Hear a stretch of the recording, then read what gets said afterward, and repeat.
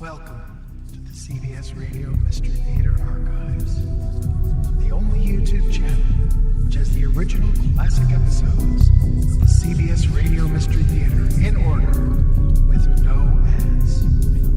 Thank you for listening, and now, enjoy the show.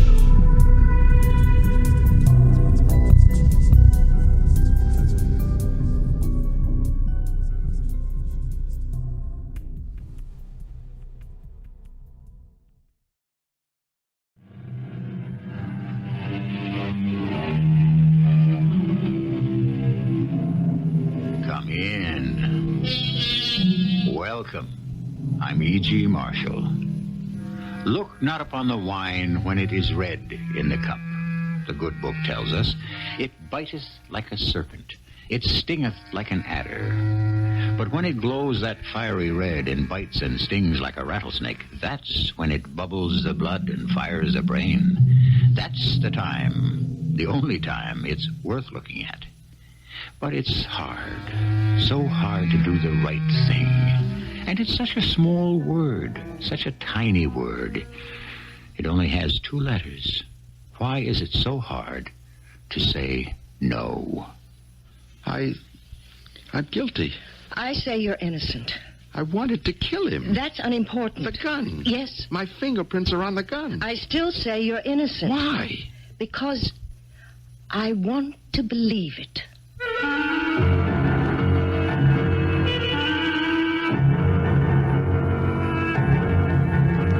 Our mystery drama, Little Green Death, was written especially for the Mystery Theater by Sam Dann and stars Kim Hunter.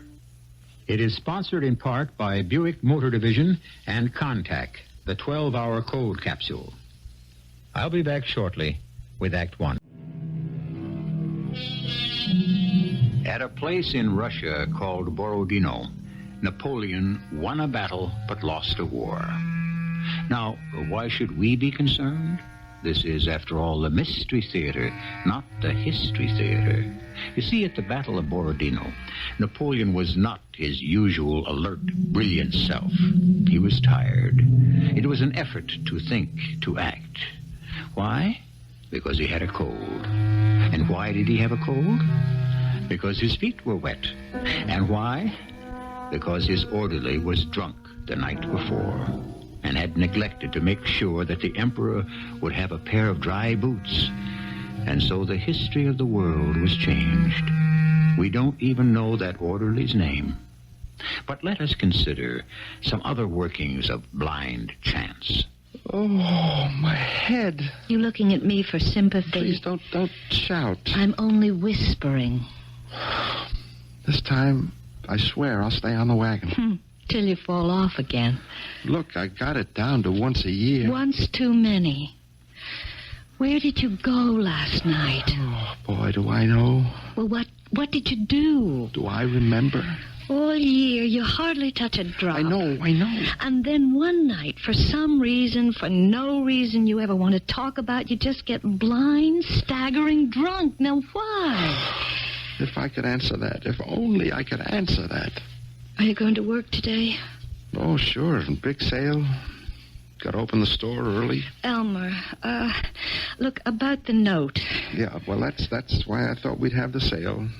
Raise cash quickly. Did you talk to Bob Kirtland? Well, yeah. About an extension? You know Bob Kirtland. He said no. But don't worry. I'll have the cash for him by next week. Sure, by giving away all the stock in the store. It won't be that bad. It'll be worse. We needed the extension, Elmer, so we could work off the debt and still have some equity. I went to see Kirtland at his country house. I told him if he didn't give me an extension, it'd mean I'd probably have to go out of business. You know what he said? Mm-mm. He said, in the long run, he'd be doing me a favor. He what? He said I wasn't cut out for business. The sooner I realized it, the better. Okay, it's been a bad year, Elmer. It's not your fault. Well, I told him, and he just said it hadn't been a bad year for him. Just for fellas who didn't know what they were doing. So how did you leave it? How did I leave it? Oh, he may have said no, but is there any possibility that he might change his mind? I don't think so. Would it help if I asked I him? don't think so.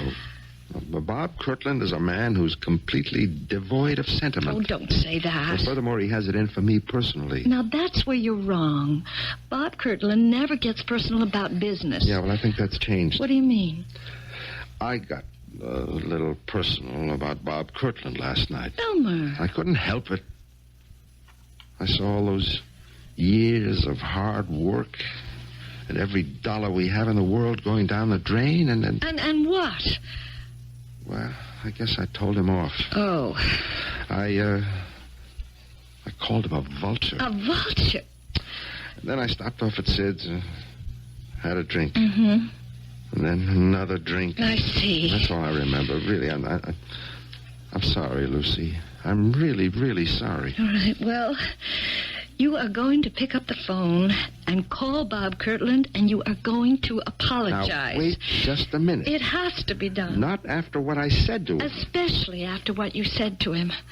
I've got my pride. Yeah, pride is an extravagance you can't afford. That's what he wants to do, make me crawl. He is a meticulous man. The floor is clean in his house. I won't do it. I'll dial his number. Oh, now, who do you suppose that is at this hour of the morning? Well, don't stand there, Elmer. Open it. Good morning. Sheriff. Oh, it's you, Sheriff. Yeah, I'm afraid it's me. Well, that doesn't sound so good. Well, come on in anyhow. We see you once a year. Each time after Elmer's had his little evening. You were here last, let's see, yes, it'll be a year next month. Elmer went swimming in the town hall fountain. You want a cup of coffee, Sheriff? Well, I do, but I don't know if I should. I come here to place Elmer under arrest. Huh? Well, what for? Did I do something crazy last night? I'm afraid you did. What did he do, Sheriff? Elmer, I arrest you for the murder of Robert Kinfeather Kirtland. Oh, no. And I must inform you that anything you say may be used against you. Murder? Bob Kirtland? He's dead? Yeah, last night. But why do you say that Elmer did it? Elmer was there. But that's right. I was. Elmer, did you? I don't know. We found the gun. Elmer's never fired a gun in his life. Yeah. Well, Elmer wouldn't know how. He wouldn't even own a gun. He dislikes guns. Everybody knows that. Now, that may be true, but he fired one at Bob Kirtland last night. How can you say that? His fingerprints are on it. Well, how could he... I'm sorry. Elmer. I don't know. Well, all right. Bob had Elmer in a very tight squeeze. No, the whole town knows And that. Elmer went to visit him last night to see if they could make some kind of a financial arrangement. Do you understand, Sheriff? Yeah, it's clear. And Bob Kirtland, being Bob Kirtland, I mean no disrespect to the dead, but... Well, Bob Kirtland was the meanest, stingiest, most vindictive Yeah, man. I've heard that said. Well, and one word led to another. Elmer became so angry, so desperate. You see, he faces the loss of everything. Do you realize that? Yes. And so he lost his temper, and in a fit of rage, he killed Bob Kirtland. It's murder, yes, but you see, it's not cold-blooded, premeditated murder. Oh, it's not justified. Murder is never justified, but it is understandable, and the jury will have to take that into consideration. The jury also have to take something else into consideration, Lucy. Well, what's that? The fact that he had a gun. A gun? A fit of rage, all very well, Lucy. But why did he bring the gun unless he meant to use it? Elmer? I don't know, Sheriff. I just don't know.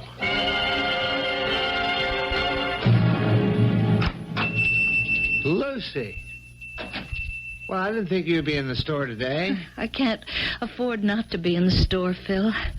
I want you to know that I'll do everything I can. Thanks, Phil. I don't believe Elmer could have killed Bob Kirtland. Oh, they've got a gun with his fingerprints. I don't care about that. Do you believe Elmer's guilty? It's crazy. Elmer's the sweetest, most gentle human being in the whole wide world, but maybe once a year when he starts drinking. I believe he's innocent. Oh, Phil, you and Elmer, you're two of a kind. No, we're not. We're friends. We're buddies since kindergarten. But I'm not like Elmer at all, and you know that. I'm practical, where he's a dreamer. I'm down to earth. I've made money, a lot of money. And it's yours. Yours and Elmer's. Oh, no. What do you mean, oh, no? I'm Elmer's friend. I'm your friend. You should have borrowed the money from me in the first place instead of going to Bob Kirtland. Well, you don't borrow money from friends. Now, look, Elmer needs a lawyer. Well, I thought I'd ask Lou Ballantyne. To do what? Lucy, this is a murder case. I know, but Lou is very good. Sure. Drawing up contracts, writing wills, but he's never, ever defended against a murder charge. Yes, but still, It's like it is with doctors. You don't go to a psychiatrist to take your appendix out. Now, you need a lawyer who specializes in murder. And you're not going to find one in this town. I just don't know what to say then. I do. I've engaged a lawyer for you. You have? You need one of the best lawyers in the world, because that jury is going to be afraid to acquit Elmer, or even to let him off easy. How can you say that? Elmer grew up in this town. Everybody knows him. They'll be fair. Melissa Kirtland is on her way home from Europe. Her father's dead. Now she owns the town. Well... Lucy, look, I forgave you for marrying Elmer. But she never forgave Elmer for marrying you. Now, that's why you need a lawyer who can keep the judge and the state's attorney and even the jury on their toes. Oh, Melissa, wouldn't... Wouldn't what? Oh, Lucy, you're a very sweet and decent person, but you shouldn't judge everyone by yourself. On that jury, you'll have shopkeepers, you'll have farmers. They won't be out to alienate Melissa Kirtland, the richest woman in the county. But Elmer wasn't himself. Everybody knows he wasn't himself. It'll be tried before Judge Gary. Judge Gary is fair and honest. And Jerry Holt, the DA, would like to run for governor. The Kirtland family has been the biggest contributor to the party. Phil, I don't know what to do. You don't have to do anything. We'll make sure Elmer gets every possible break. I've already engaged a lawyer from New York. I don't think any lawyer could help. This one can. She's never lost a case. She? Oh, come on now. Are you prejudiced because she's a woman?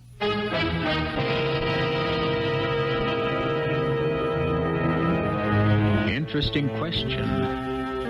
When a man faces trial for his life, no one can be closer to him than his attorney. And if the lawyer happens to be a woman, can his wife ever really feel completely at ease?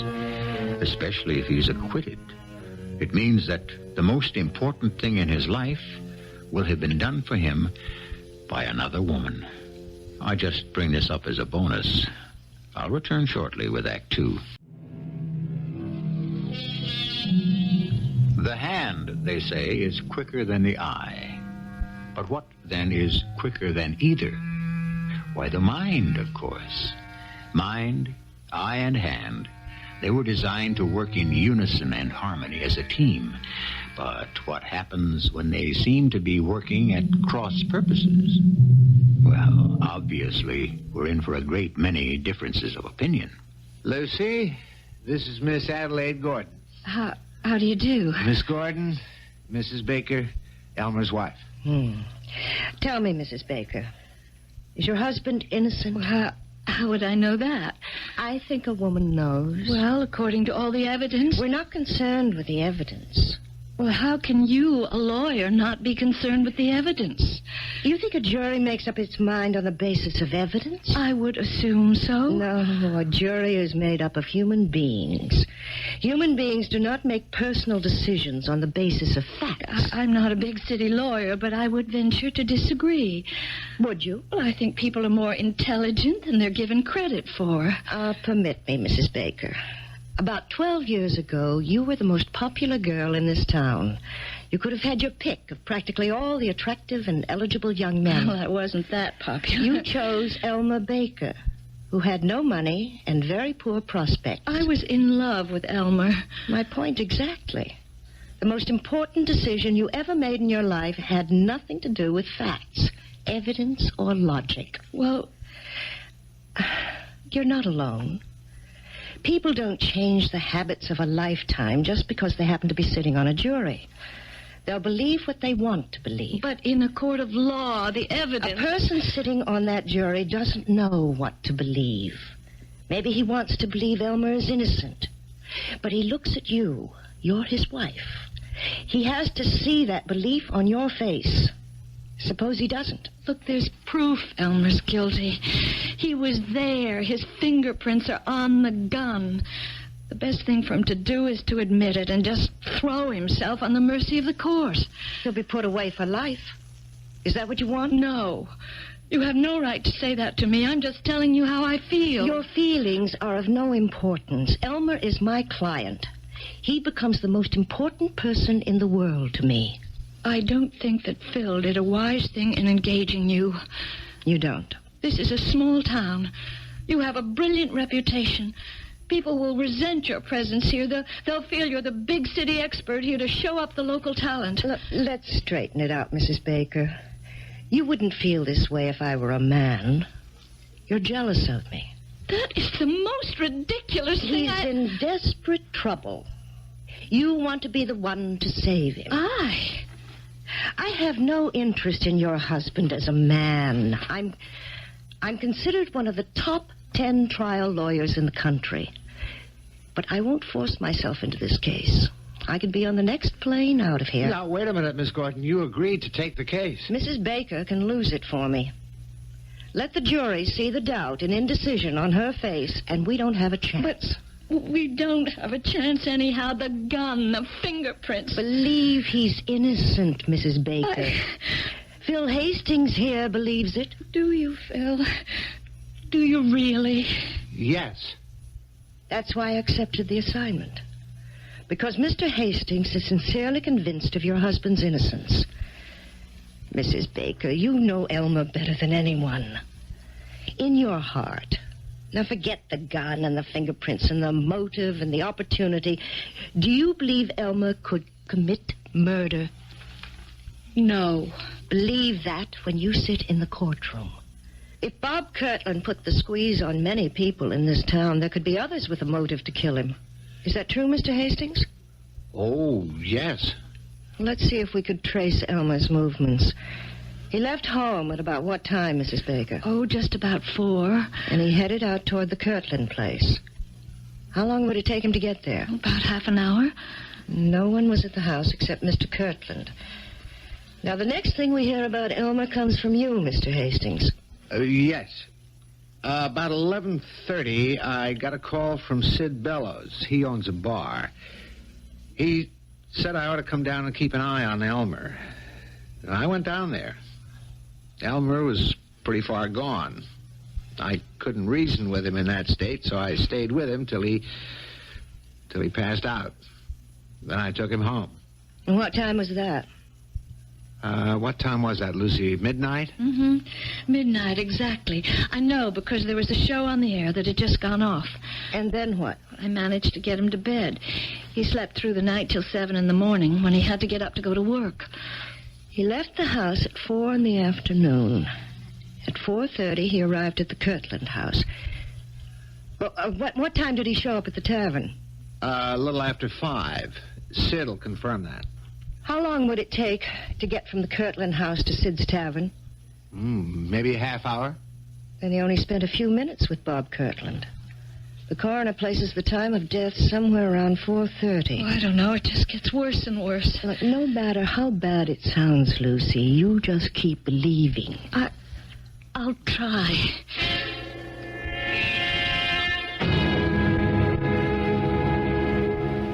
Sheriff, who discovered Bob Kirtland's body? Bill Howley. She comes in mornings, does cleaning. She got there 8 o'clock. Front door was open. and she kicked something with her foot. She looked down. It was a revolver. A .32 caliber revolver that fired the bullet that killed Bob Kirtland. That's been established by ballistical tests. Did she pick it up? She was about to. Then she noticed Bob Kirtland lying on the floor, dead. She didn't touch nothing. She's seen too many murder shows. And this is the gun that's supposed to have Elmer Baker's fingerprints on it. Now, I appreciate the fact that a lawyer has to put it that way, ma'am, but it wasn't supposed to have. It did have Elmer's prints on it.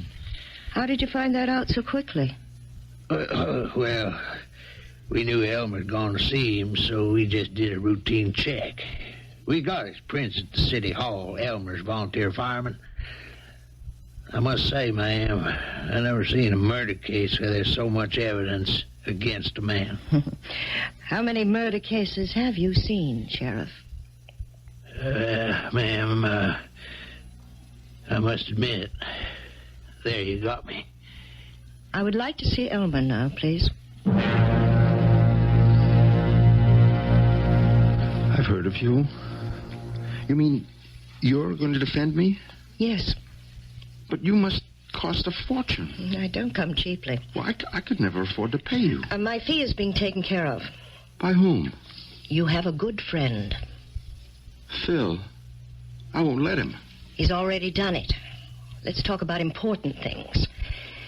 You, for instance. I understand you go out and get roaring drunk once a year. Why? I don't know. Yes, you do. I guess because I'm a failure. In other words, you feel sorry for yourself. That's right. I wanted to be a writer. What stopped you? I'm just not good enough. And you can't accept it. I opened a bookshop. I like to be surrounded by great writing. Well, that should make you happy. I'm a bad businessman. The only books I sell are those I like to read myself. Consequently... Your selection is limited. Yes. Well, things turned bad financially. I had to borrow money from Bob Kirtland. I couldn't pay it back on time. So you went to see him to ask for an extension. Yes, that's right. How did it turn out? Bad. Well, I knew it would be bad before I even got there. How? You believe in signs, omens? It depends. I have this new car. You were tight for money and you bought a new car? Well, what could we do? The old one collapsed. You can't live without a car in this town. Go ahead. Kirtland's place is across the Mule River. Yes. You've got to go over the new bridge to get there. It's a big steel suspension bridge. I don't even know why I bother telling you this. I mean, it's stupid. Look, you never know.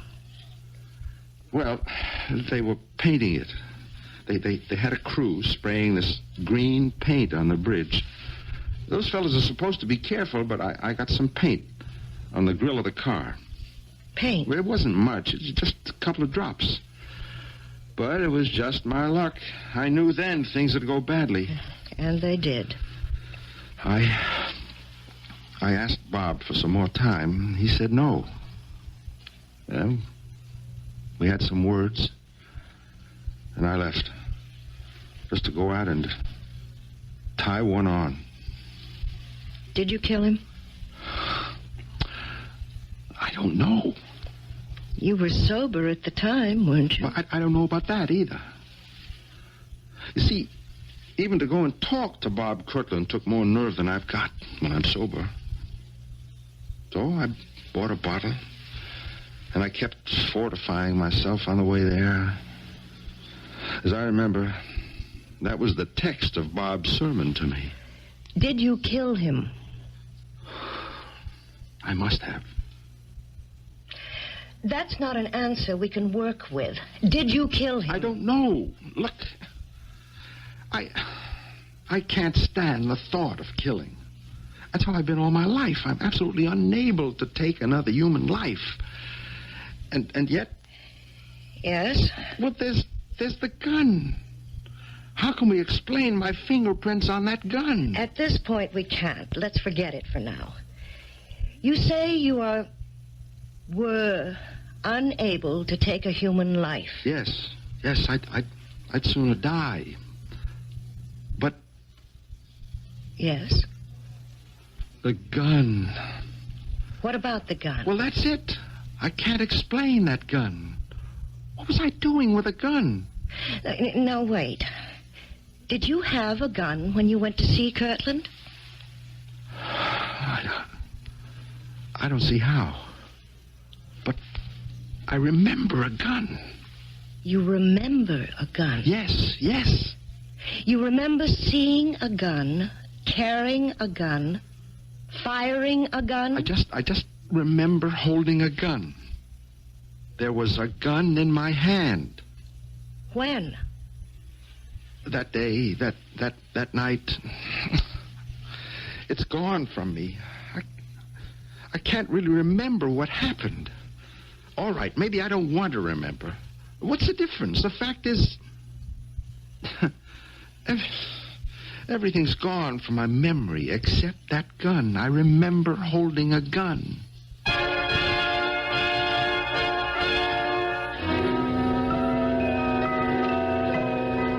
Slowly but surely, it's coming out. He remembers holding a gun. How would you like to be his lawyer? Miss Adelaide Gordon is supposed to be among the 10 best in the country. She's never lost a murder case. How would you bet now? Well, don't risk your money. You'll get the answer in Act 3. Beware, as long as you live, of judging people by appearances, said a French philosopher. And so, if we must forbear to judge people, how much more vital is it to withhold our judgment of things? Give a man a strong motive to commit murder. Have him present at the scene of the crime. Find his fingerprints on the murder weapon. And now ask yourself this question.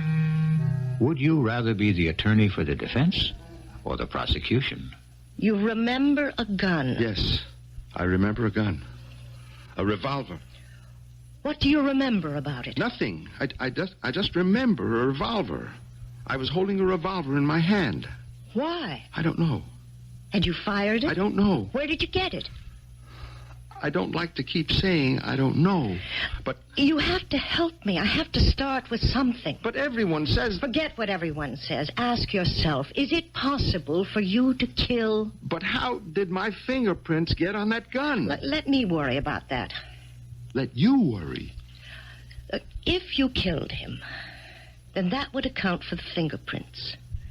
You were desperate. You acted in a frenzy. Why did you bring the gun? All right, you brought it to scare him. You never meant to use it. You lost your head, you pulled the trigger. You were so scared, so disoriented, you even dropped the gun where it could be found.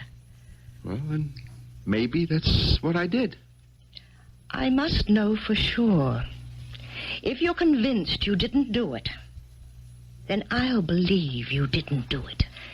Did you or did you not kill Bob Kirtland? No. All right. I'm not a killer. I don't care how it looks. I didn't do it. Then that's the defense.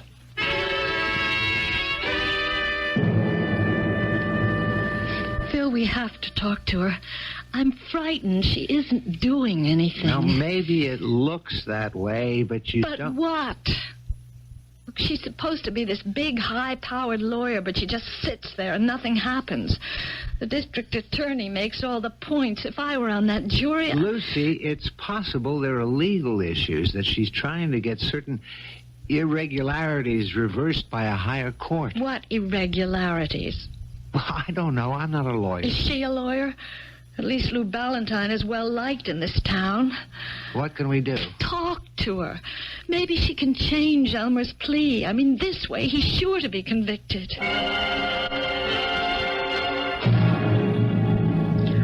I'm sorry. You're dissatisfied, Mrs. Baker. I don't know what to say. It's obvious we're losing this case. Do you believe Elmer murdered Kirtland? Well, no. Do you, Phil? No. I don't believe it either.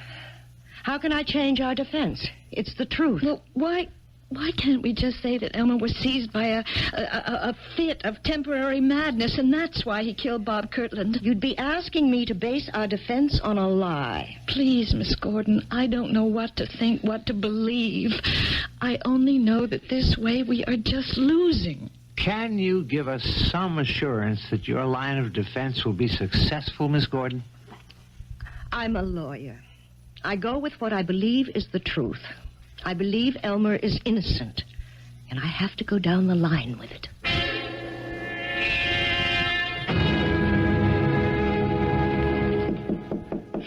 Come in. Oh, well, good evening, Miss Gordon. Mind if I ask you a few questions, Sheriff? No, have a seat. Thank you. Case isn't going too well, is it? Between you and me, it could be better. Off the record. Why'd you take it? I was impressed by Phil Hastings. He's absolutely convinced of Elmer's innocence. And despite the way Lucy talks, so is she.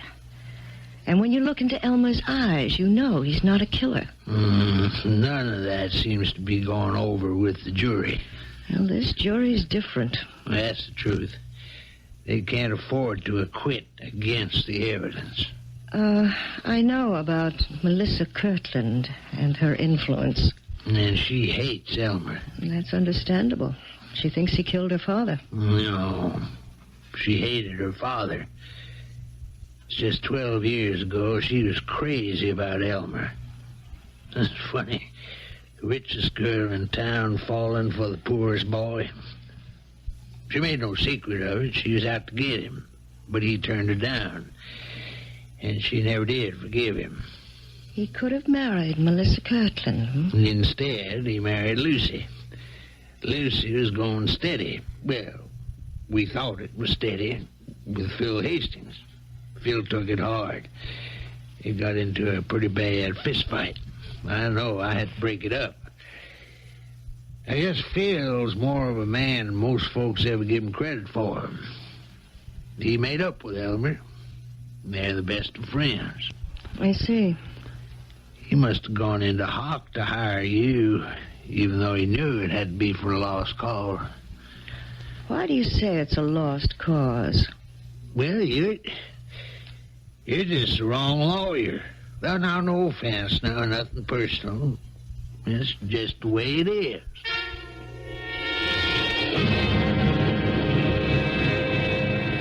Please, sit down, Miss Gordon. Thank you, Mr. Ballantyne. Well, I must say, this is an honor.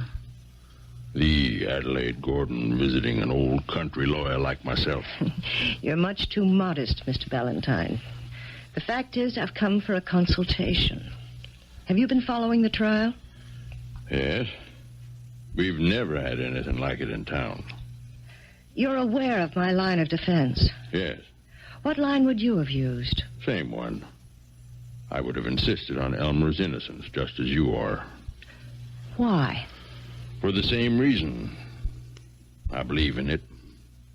Well, that's my problem, Mr. Ballantyne. You would have the ability to transfer this belief to the jury. Evidently, I don't. I think you're doing an excellent job, Miss Gordon. The trial isn't over yet. It is, and you know it. Well, if we could assume that Elmer did not murder Bob Kirtland, we must ask ourselves the logical question. Who did? I'm a lawyer, not a detective.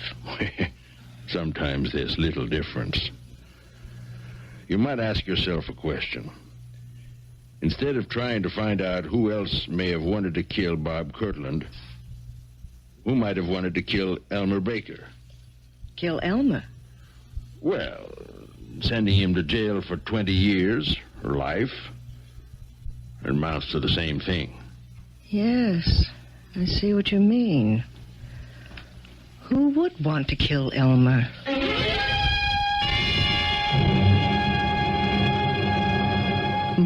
Nobody. mean, I don't have any enemies. Think. Who? You never got into a fight with anyone? No, never. Well, that doesn't square with what the sheriff told me. He said you and Phil Hastings had a terrible brawl when you took Lucy away from him. That doesn't count. Why not? Phil and I, we were best friends before I married Lucy. And even though we had that very brief flare-up, we've remained best friends ever since. Go back to the day of the murder. Oh, again? Did Phil know you were going to see Bob? Yes. He disapproved. He said he'd lend me the money to pay part of the note. And you didn't take it? I like Phil too much to borrow money from him. You left the store and went to see Kirtland. You drove all the way out there, and you had to cross the what bridge? The Mule River, the big suspension bridge. And they were painting it. Yes, that's what lit the fuse. I got this paint spattered on my grill. Then you had your interview with Bob Kirtland. And from there on, your mind is a blank. Yes. But maybe I did kill him. Look, you get to be 40, you're headed nowhere. You don't have the ability or the guts to do what you really want. Look, don't even start that line of thought. Right now, we can't afford it. Your Honor, the defense calls Mr. Peter Garrick. Mr. Garrick, on the afternoon of the 25th, where were you? I was on the Mule River Bridge. What were you doing there? I was there with my crew. We were painting the bridge. Painting the bridge. Well, we were spraying on the first coat. You know what I mean, the green coat. Uh-huh. You were there from when to when? Well, we start in the morning after the rush at 10 o'clock, and we usually quit 4:30 before the night rush. You were spraying this paint, you say. Cars driving past, they could have caught some of it. Yeah, maybe a couple of drops. We keep a bucket of turpentine and rags at the end of the bridge and a sign that says, use this to remove any paint that may accidentally... I know. And you stopped at 4:30. Yes, ma'am. On the head. If it pleases the court, it is our contention that Elmer Baker is innocent. However, this leaves a question. If Elmer Baker did not murder Robert Kirtland, who did? At approximately 4:30 that afternoon, someone fired the fatal bullet into Mr. Kirtland's body. But who? It is my contention, and I intend to prove, that Elmer Baker is the victim of a plot, a carefully designed and brilliantly executed scheme that almost worked. The defense calls Mr. Philip Hastings. Me? Yes, Mr. Hastings, you. Mr. Hastings, can you account for your movements on the day of the 25th? Well, do I have to? Yes, Mr. Hastings, you have to. I left my apartment after breakfast. I went to my office, which is just down the street from here. I was busy all day. I even had lunch sent in. And then I worked late, and I went home. I brought some work with me. And then at 11, I got a call from Sid Jenkins of Sid's Bar and Grill.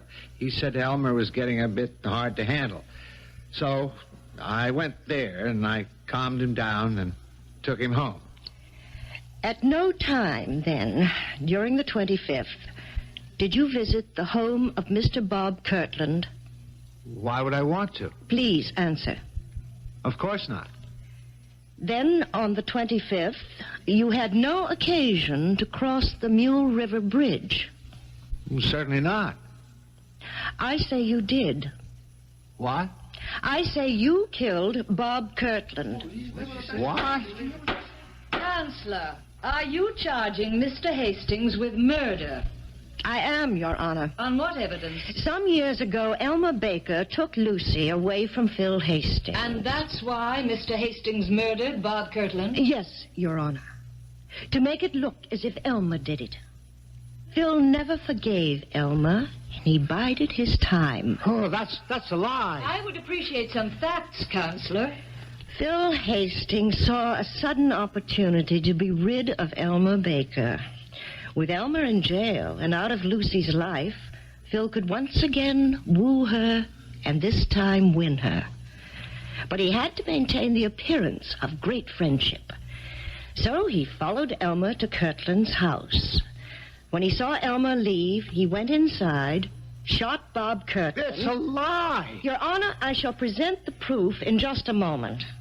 He knew Elmer would be staggering drunk. He met Elmer at Sid's bar, took him home, and while Elmer was practically out cold, he made Elmer grasp the butt of the revolver, which is how Elmer's fingerprints came to be on it. Well, that just isn't true. After he brought Elmer home, he drove back to the Kirtland place and dropped the revolver on the floor. What are you trying to do to me? And there was Elmer, neatly tied up for the killing. But Phil had to make sure. In the ordinary way, Lou Ballantyne would defend Elmer. Lou, who knows each one of you in this town, who could have convinced you of Elmer's innocence. So Phil decided to make himself appear a great friend by calling in a famous outsider. Not one word is true. Counselor, this is all supposition. Are there facts? Do you still insist, Mr. Hastings, that you did not go to the Kirtland house on the 25th? I never left this town. You did not cross the Mule River Bridge? Certainly not. Then, Your Honor, I suggest the court moves to the parking lot, where on the right front grille and the left rear panel of Mr. Philip Hastings' car, we will find tiny smudges of the green paint that was sprayed on the Mule River Bridge on the day of the murder.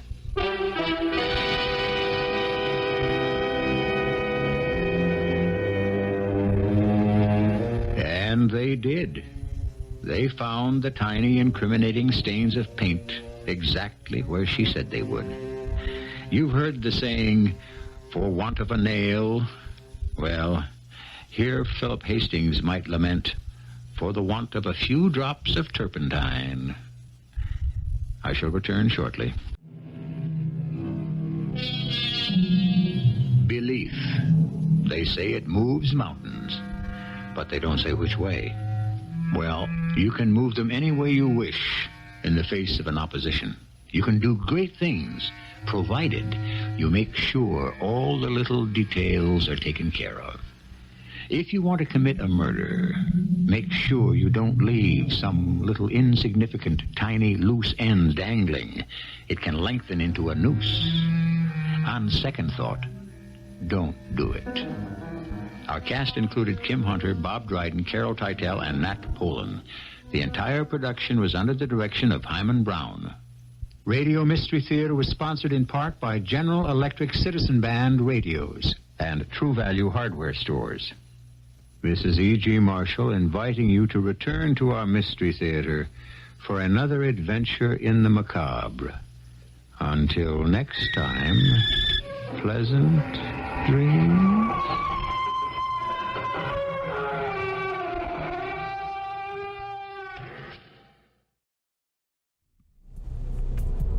Enjoyed this episode of CBS Radio Mystery Theater. If you've enjoyed this and want to hear more, please subscribe to this channel. You can also visit my other YouTube channel by searching Mr. Brian McCarthy in the YouTube search bar.